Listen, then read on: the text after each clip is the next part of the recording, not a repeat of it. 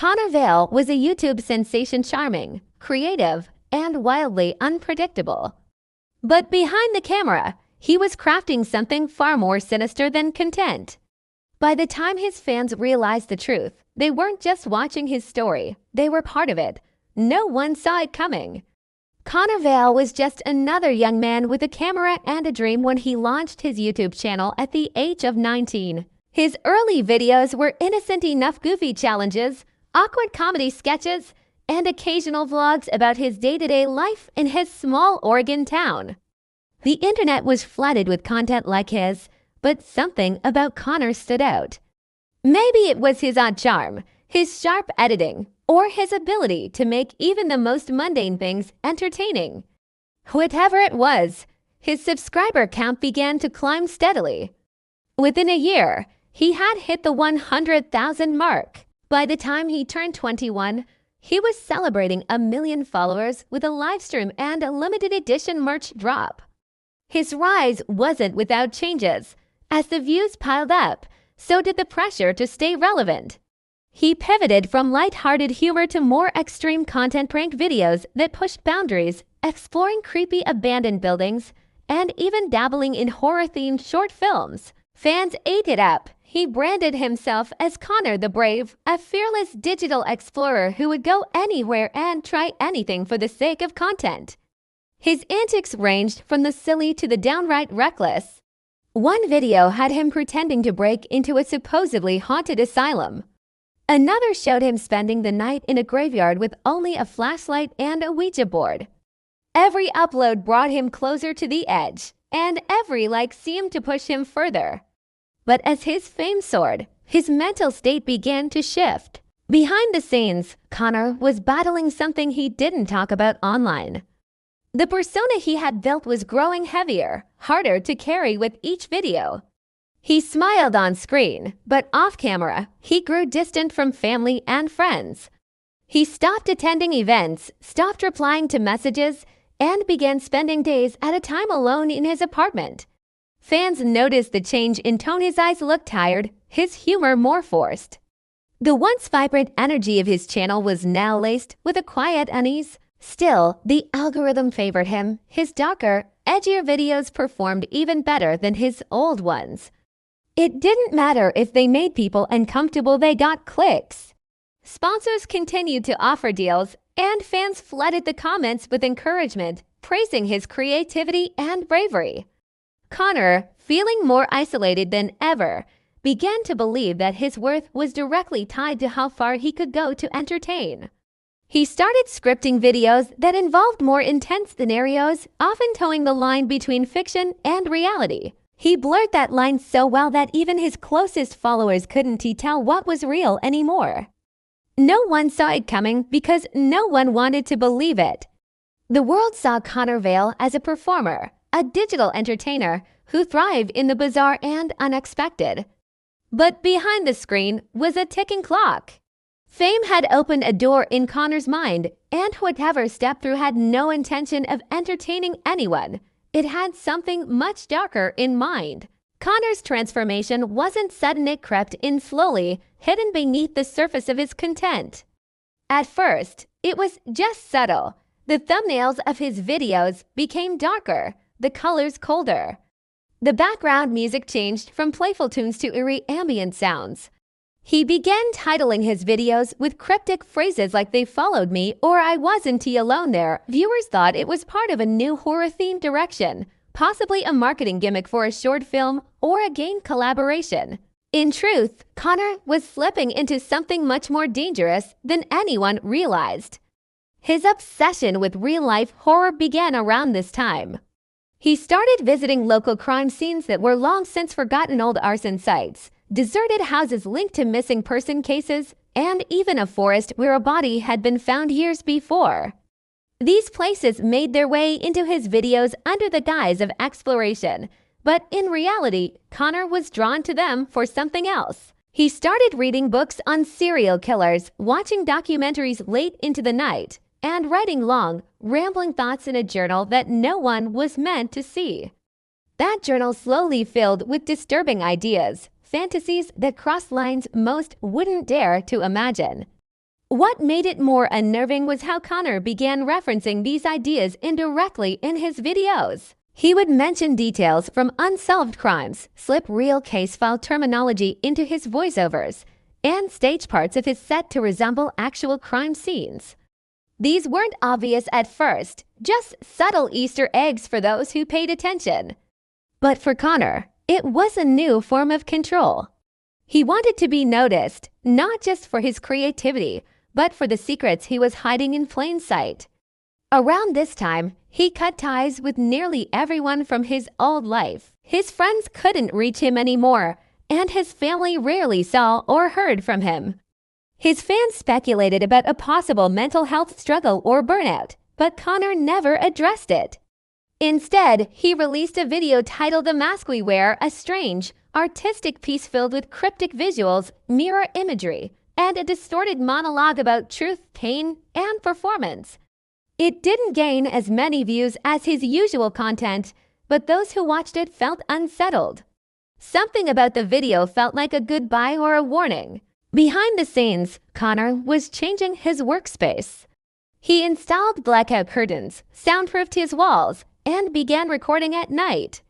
The once chaotic but lively room seen in his videos was now cold, clinical, and disturbingly organized.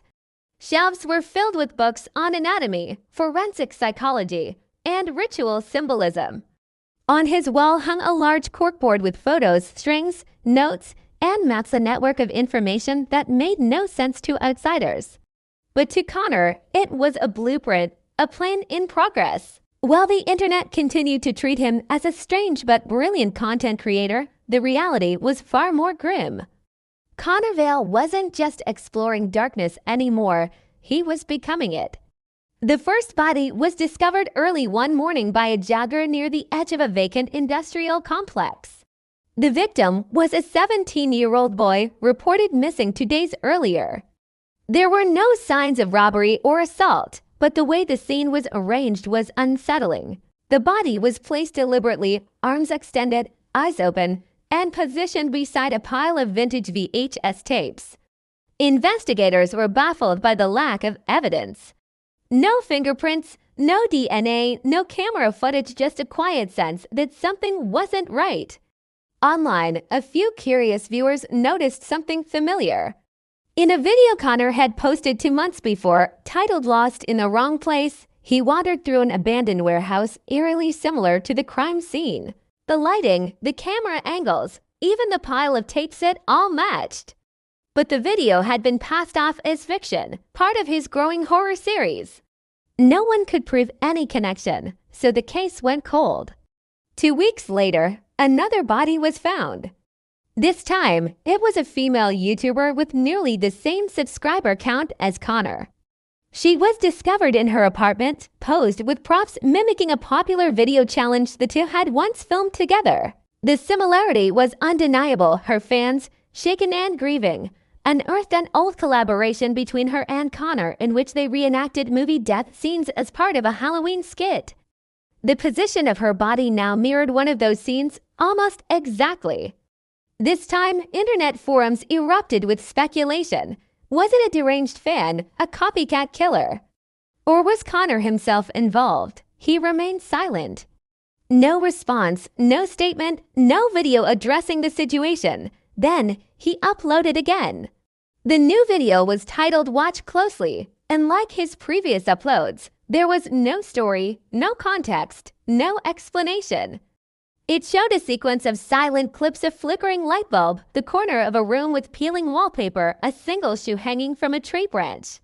The transitions were jarring and confusing, and the entire video lasted only 3 minutes. But in the background of one frame, viewers spotted something chilling, a missing person's flyer taped to a wall, with the victim's face partially obscured. People began rewatching all his past videos, frame by frame. A few claimed to find more hidden clues, photos taped inside closets, flashes of handwritten notes in mirrors, GPS coordinates embedded in the metadata. The internet transformed into a hunting ground. Some viewers were terrified, others were obsessed. Connor's subscriber count, instead of dropping, surged. The media took notice, but without concrete proof, authorities couldn't act. Connor continued to upload sporadically, each video more cryptic than the last. The pattern was becoming clear to those who paid close attention. Every victim had been hinted at before their death. A message, a reference, a symbol. Connor wasn't just documenting horror anymore. He was orchestrating it, weaving his crimes into his content like a puzzle. And the scariest part was how many people were still watching. The deeper people looked, the more disturbing it became. A group of fans turned amateur investigators, self-dubbed the Codebreakers, began combing through Connor's entire channel. They weren't just looking at what was in the videos. They were pulling apart everything: thumbnails, titles, metadata, audio waveforms. What they found sent ripples of fear through online communities. Coordinates, timestamps, even Morse code embedded in static noise. Each detail appeared meaningless on its own, but formed an intricate system when placed together. These clues began to form a trail that connected all of the victims and predicted new ones. One viewer uncovered a chilling detail hidden in the spectrogram of an audio clip. It revealed the name of a missing person whose body had not yet been discovered. Authorities were notified, and within 48 hours, police found the victim buried shallow in a wooded area just outside of town, exactly where the coordinates from Connor's metadata pointed. The reality set in hard. This wasn't just a theory anymore. Connor's videos weren't fiction. They were evidence. Forensic analysts joined the investigation, collaborating with digital detectives online. Connor's online presence wasn't just about views or shock value anymore. It was a map, a diary, a confession in pieces. His uploads were now being treated like crime scenes. A new video titled "Close to the End" was uploaded. The thumbnail was a black square, the description empty. It consisted of 10 seconds of a spinning ceiling fan, followed by a glitch, and then complete silence. At first glance, it seemed meaningless, but a few noticed the glitch repeated 5 distinct frames. When rearranged, the frame spelled out a word, "last." That's when the countdown began. A timer appeared briefly in the corner of the final frame. Viewers quickly matched the digits to a 72-hour window. This wasn't entertainment. It was a deadline. Law enforcement teams worked day and night to trace the source of the video. Connor had become an expert at masking his digital footprint. VPNs, proxies, altered upload methods, but his arrogance had led him to leave behind minor cracks. Those cracks eventually pointed to a property registered under a shell company in Connor's name, an isolated farmhouse far outside city limits. As authorities prepared a raid, a sudden live stream went live on Connor's channel. It featured an empty room with 5 chairs. Each chair was occupied by someone unconscious. No audio, no title, no warning. Thousands flooded the chat, unsure if it was real or some horrific art piece. But the Codebreakers already knew. They recognized the victims. All had recently gone missing, each linked in some way to Connor, former collaborators, critics, or people who had tried to intervene in his life. Panic exploded across social media. The line between viewer and witness had vanished. Authorities moved quickly, using clues from past videos and the live stream's location data. They reached the farmhouse within hours, racing against the countdown. Time was nearly up, and the world was watching every second. Police stormed the farmhouse with urgency. The building was old and creaked under pressure as the team entered, weapons drawn, communication tight. The live stream had ended minutes earlier, replaced by a black screen with only one word displayed: done. For a moment, they feared they were too late. Inside, the air was cold, the rooms dark and musty. But in the basement, they found what they came for. 5 individuals unconscious but alive were seated exactly as seen on the live stream. They were sedated, bound to chairs in a circle. Medical teams were rushed in. Thankfully, all 5 survived. No physical harm had been done, but the psychological damage would be long-lasting. The real search began after that. Every room of the farmhouse was scoured. Evidence lined the walls: hard drives, notebooks, cameras, labeled containers, and an elaborate wall covered in charts, photos, and timelines. It was as if Connor had been documenting everything. His victims, his plans, and even his viewers' reactions. It wasn't he just a killer as Larrett was a twisted archive of his own rise and destruction. Dozens of files show detailed surveillance logs, including screen captures of viewer comments and social media posts, annotated with disturbing messages like "this one gets it" or "he doesn't believe me yet." But Connor himself was missing. A short trail of footprints led from the back door into the forest behind the farmhouse.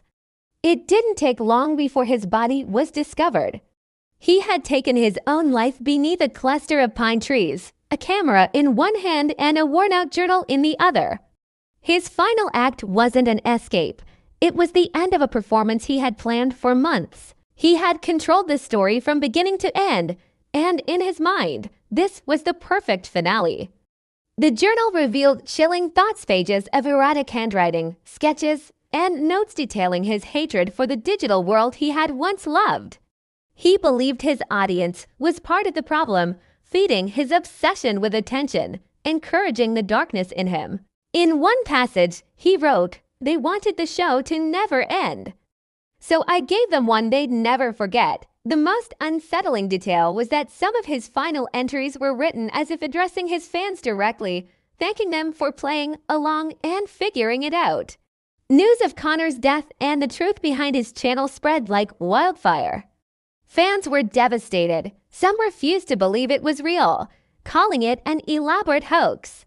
Others were haunted by their own role in fueling the chaos.